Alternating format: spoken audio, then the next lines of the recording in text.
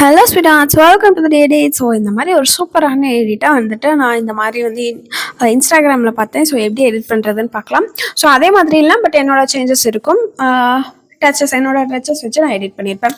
So இன்னும் நம்ம வீடியோக்கு லைக் போடல, லைக் பண்ணுங்கள். அந்த ஹைப்னு ஒரு பட்டன் இருக்குது, அதை தட்டி விடுங்க. இன்னும் சப்ஸ்கிரைப் பண்ணலன்னா மறக்காமல் சப்ஸ்கிரைப் பண்ணிக்கோங்க.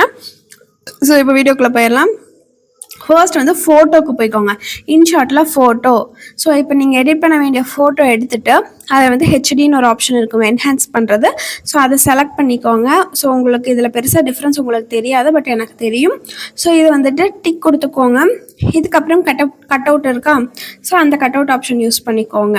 ஓகேவா? ஸோ இதை வந்து எக்ஸ்போர்ட் பண்ணிக்கலாம். ஸோ இதே மாதிரி உங்களுக்கு எவ்வளோ ஃபோட்டோஸ் வேணுமோ எல்லா ஃபோட்டோஸ்க்கும் இதே மாதிரி பண்ணுங்கள். ஃபஸ்ட்டு என்ஹான்ஸ் பண்ணிவிட்டு அதுக்கப்புறம் கட் அவுட் பண்ணுங்கள்.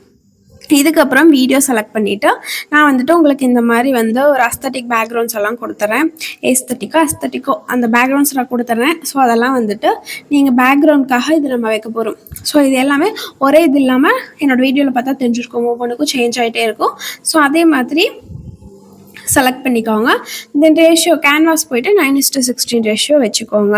ஸோ இதுக்கப்புறம் மியூசிக் உங்களுக்கே தெரியும், மியூசிக் ஆடியோ செலக்ட் பண்ணிவிட்டு அதில் வந்து மை மியூசிக் பண்ணிங்கன்னா உங்கள் மொபைலில் இருக்க சாங்ஸ் எல்லாம் காட்டும். நீங்கள் அதை வந்துட்டு டேரெக்டாக ஆட் பண்ணிக்கலாம். இல்லை எனக்கு வந்துட்டு வீடியோலேருந்து வேணுன்னா நான் எப்பவும் பண்ணுற மாதிரி எக்ஸ்ட்ராக்ட் ஆடியோ ஃப்ரம் வீடியோ கொடுத்துட்டு அதுலேருந்து நீங்கள் வந்து ஆட் பண்ணிக்கோங்க. ஓகேவா? ஸோ இப்போ பாருங்கள், நான் வந்துட்டு வீடியோ செலக்ட் பண்ணிட்டேன். வீடியோ டவுன்லோட் பண்ணி வச்சுருந்தங்காட்டி அந்த சாங் வந்து நான் அப்படியே வந்துட்டு செலக்ட் பண்ணிக்கிறேன். பண்ணிவிட்டு ஆடியோவில் ஏதாவது சேஞ்சஸ் பண்ணுறோன்னா நீங்கள் இந்த இடத்துல பண்ணிக்கலாம். நீங்கள் வந்து பீட் மார்க் ஆட் பண்ணணுன்னா நீங்கள் வந்து பீட் மார்க் ஆட் பண்ணிக்கோங்க. நான் வந்துட்டு ஆடியோக்கு ஏற்ற மாதிரி வந்து பேக்ரவுண்ட் இமேஜஸ் எல்லாம் வர மாதிரி செட் பண்ணிக்கிறேன். நம்ம எப்படி டெக்ஸ்டையெல்லாம் வந்துட்டு ஆடியோக்கு ஏற்ற மாதிரி ஸ்ப்ளிட் பண்ணுவோம்ல, ஸோ அதே மாதிரி தான். ஸோ ஆடியோ உங்களுக்கு எவ்வளோ தூரத்துக்கு வேணும்னு நினைக்கிறீங்களோ அவ்வளோ தூரத்துக்கு வர மாதிரி நீங்கள் இந்த மாதிரி வச்சுக்கோங்க. தென் ஆடியோ எண்டில் நான் ஃபேட் அவுட்டு கொடுத்துக்கிறேன். எடிட்டில் போயிட்டு எடிட்டு போனீங்கன்னா உங்களுக்கு அந்த மாதிரி வரும். அப்போ ஃபேட் அவுட்னா உங்களுக்கு வந்துட்டு அந்த சாங் முடிகிறப்ப அப்படியே ஃபேட் ஆகி முடிகிற மாதிரி இருக்கும். அது கொஞ்சம் நல்லாயிருக்கும், திடீர்னு கட் ஆகிறதுக்கு பதிலாக. ஸோ தென் இப்போ வந்து நம்ம சேவ் பண்ண இமேஜஸ் எல்லாம் 1 by 1 பிப்பில் போயிட்டு ஆட் பண்ணிக்கலாம். ஸோ கரெக்டாக கீழே வந்து பேக்ரவுண்ட் முடிஞ்சிருக்கோம்ல, ஸோ உங்களுக்கு அந்த கீழே அந்த டிரான்சிஷன் கோடு தெரியுதா?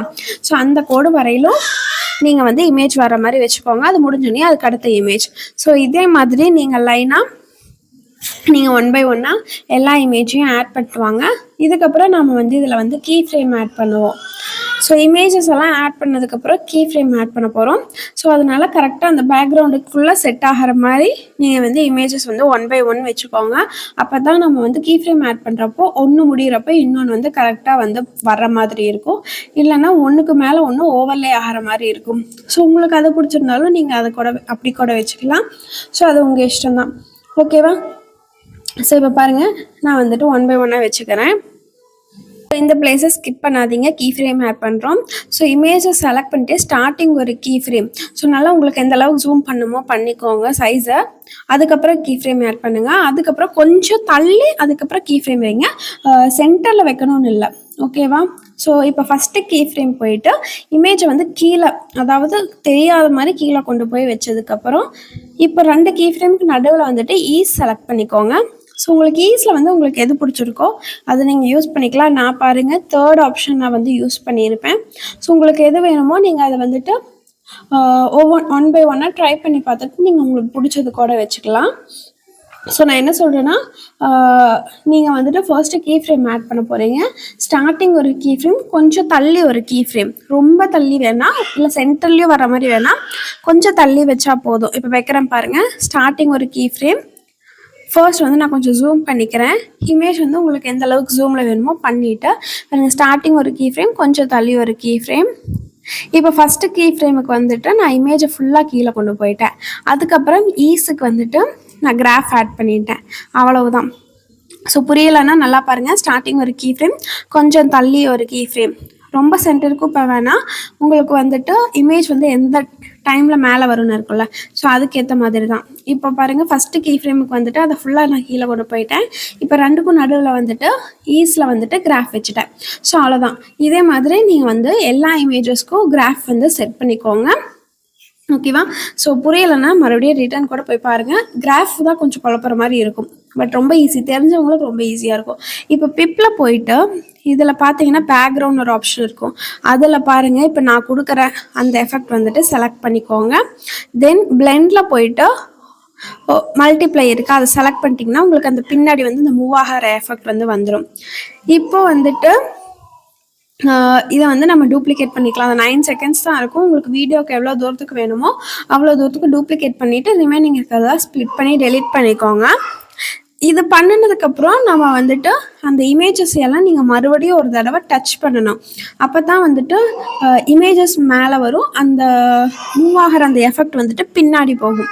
இல்லைன்னா உங்களுக்கு இமேஜஸ் மேலேயும் அந்த எஃபெக்ட் வந்து தெரிகிற மாதிரி இருக்கும். ஸோ அது மட்டும் நீங்கள் வந்து செக் பண்ணிக்கோங்க. பாருங்கள், இப்போ எல்லாமே நான் வந்து ஒரு தடவை டச் பண்ணிட்டேன். ஸோ அவ்வளோதான். இப்போ வந்து நம்ம டெக்ஸ்ட்டை ஆட் பண்ண போகிறோம். இதுக்கு மேலே பெருசாக எதுவும் இல்லை, நம்ம டெக்ஸ்ட் ஆட் பண்ணுறதுக்கு போய்க்கலாம். ஓகேவா? ஸோ டெக்ஸ்ட்டுக்கு போய்ட்டு இதில் 2 ஃபாண்ட் ஆல்ரெடி நான் ஒரு 2-3 நாளுக்கு முன்னாடி போட்டேன்னா அதே ஃபாண்ட்டை தான் நான் இதுலேயும் யூஸ் பண்ணியிருக்கேன். பெருசாக எந்த டிஃப்ரென்ஸும் இல்லை.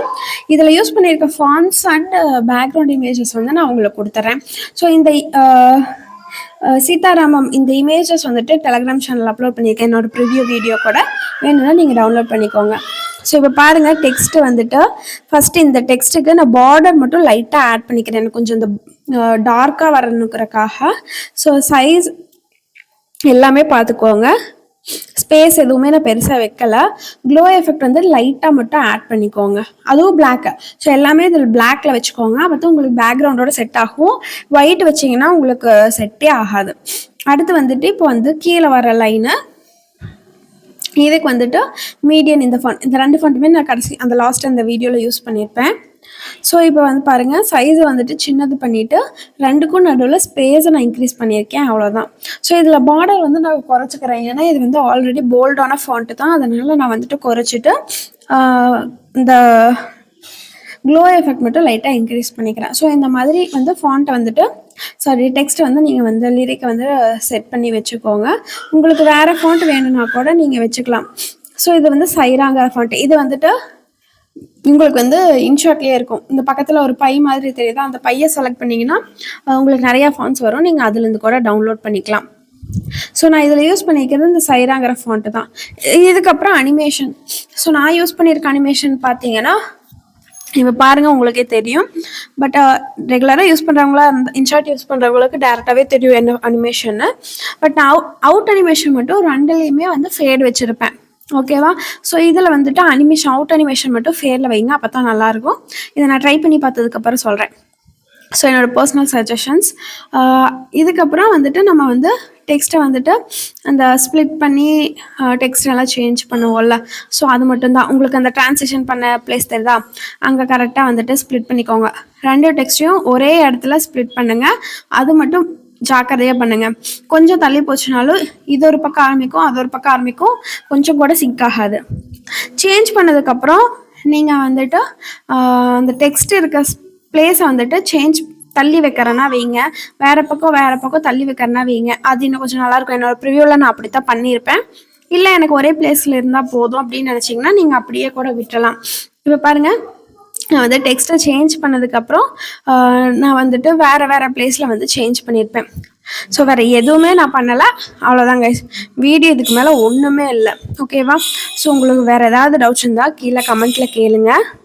நான் ஆல்ரெடி சொன்ன மாதிரி இந்த ப்ரிவ்யூ வீடியோவையும் சரி, இதில் நான் யூஸ் பண்ணியிருக்க இமேஜஸையும் என்னோட டெலகிராம் சேனல் அப்லோட் பண்ணியிருக்கேன், லிங்க் டிஸ்கிரிப்ஷனில் இருக்கும். இந்த வீடியோ பிடிச்சிருந்தா மறக்காமல் லைக் பண்ணிவிட்டு சப்ஸ்கிரைப் இன்னும் பண்ணலைன்னா பண்ணிக்கோங்க. ரெகுலராக நான் வீடியோஸ் வந்து போட ட்ரை பண்ணுறேன். அதே மாதிரி ஹைப்னு ஒரு புது ஆப்ஷன் வந்திருக்கு, அதையும் நீங்கள் வந்துட்டு தட்டி விட்டுட்டீங்கன்னா எனக்கு கொஞ்சம் யூஸ்ஃபுல்லாக இருக்கும். ஸோ அதான் கைஸ், அடுத்த வீடியோவில் பார்க்கலாம். பாய்.